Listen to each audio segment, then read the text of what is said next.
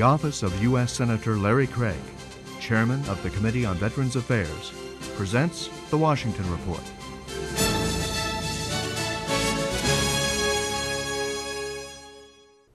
Hi everyone, I'm Iris Amador. Welcome.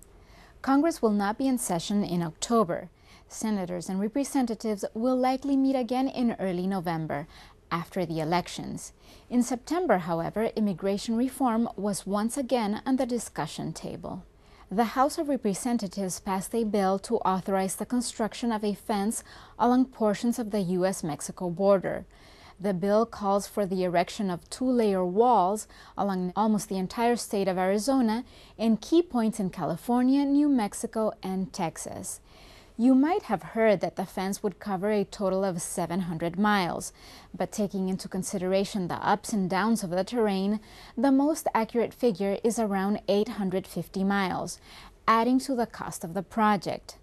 The House's bill is different than the bill the Senate passed last May, which includes border security measures and provisions regarding the nation's immigrant workforce. U.S. Senator Larry Craig spoke of these components as part of a whole, and he spoke of the dangers it represents for the country to focus only on one.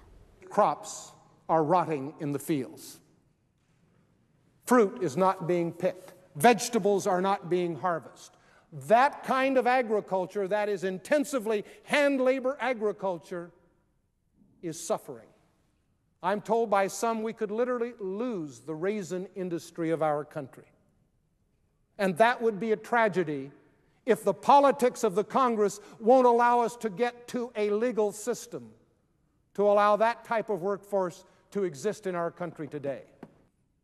Those producers of those products tell me they have advertised in their communities, they have pled with people to come out and work. They said they would increase their salaries substantially, but nobody is there to do the work.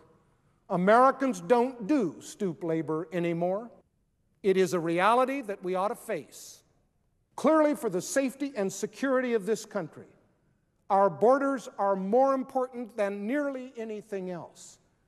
But if you can't feed your country, if you're going to lose your agriculture, if you're going to cause bankruptcies that are in no fault of the farmer themselves, then you're doing some very real grave damage, along with your unwillingness to recognize the reality of a law that no longer works. Farmers around the country are reporting large losses as a result of the difficulties they face getting the help they need. Growers in Idaho, Arizona, California, and Florida, among other states, say they are struggling without migrant workers. With harvest season at the door, they wonder who will be there to harvest. I am Iris Amador. Thank you for joining us.